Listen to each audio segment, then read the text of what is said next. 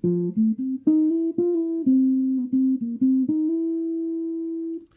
there, welcome to this jazz guitar video lesson here at jazzguitar.be. In today's video lesson, we're looking at this Wes Montgomery style lick over a 2-5-1 chord progression in the key of C. And you just heard the lick there to begin with, and now we'll dive into it, tear it apart, learn some building blocks from this lick so that you can build your own licks in this Wes Montgomery style.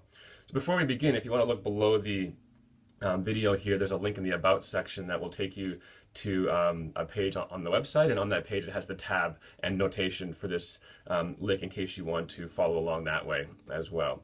So now that we've sort of heard the lick in normal speed, I'll play it really slow for you, and then we'll talk about the little building blocks that are used. There's three main categories of fundamental material being used to build this lick. So here's the lick nice and slow.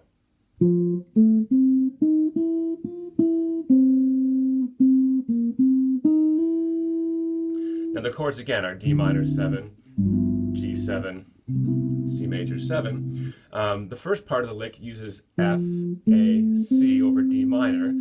And so this is a really cool idea that you can use when playing over minor 7 chords. So if you have a minor 7 chord like D minor 7 and you want to play chord tones but not play the root, you can find the third, like in this case it's F, and you can play a major triad from the third, F, A, C. That gives you the flat third, fifth, flat seventh. So three important chord tones without playing the root in your line. Now the next two notes can be seen in a couple ways. Well, this note here, E flat, is a blues note. It comes from the C minor blues scale, and we'll see more of this later on at the end of the lick. So there's a little bit of a blues note there sliding into this E. Now the E can be seen as like the 13th from the next chord from G7. It can also be seen as sort of finishing off an F major 7 arpeggio here, which is a blues note thrown in to kind of mix it up. So if you want to think about it that way, here's another sort of adaptation to that last concept of playing F over D minor. If you ever have a D minor 7 chord or any minor 7 chord, you can find the third, in this case again it's F, and play a major 7th arpeggio, and you get the flat third, 5th, flat 7th, 9th. So again, we're adding some color with this 9th, and we're avoiding the root at the same time. It's a great concept to practice, and that Wes used a lot in his playing. Now on the G7 chord, playing like a G13 voicing here, you know, it's just sort of 6, flat 7, 6, and then we've got the 4th, which is also the root of the next chord, kind of landing on that root early.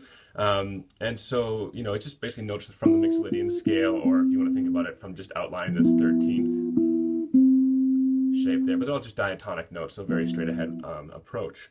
On the C major 7 chord, we have the root straight ahead, then we have a flat 7 root, and then a flat third to a major third note there. So when we do this, we have the root, flat 7 comes from the blues scale, back to the root, which is the tonic, but also from the blues scale, if you want to think about it that way. The minor third from the blues scale into the major third from the arpeggio.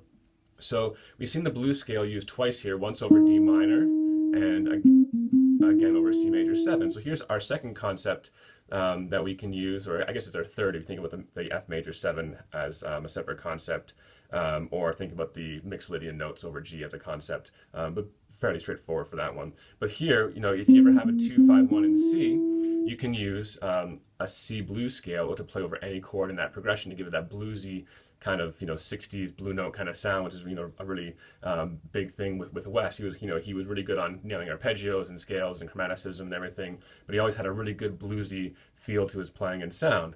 So if you ever want to get that vibe into your playing, you know, if you have a 2-5-1 in G major or in C major, D minor 7, G7, C major 7. One of your options to kind of blues it up a little bit is just to play the C minor blues scale over that. And then of course, like Wes did here, or like we're doing with our Wes inspired lick, taking that blues note, that minor third, and then resolving it into the major third. And this helps keep it bluesy, but also outlines the chord at the same time. So if you're playing around with the arpeggio, you can sort of mix in some blues scale notes to that as well. It gives you that kind of bluesy swing jazz kind of sound to it that's blues, but also outlines the chord at the same time. So here's the lick one more time just to hear it. Again, if you want to follow along or see more information about how to practice this and how it's built, there's the link in the About section below this video. So here's the lick one more time for you.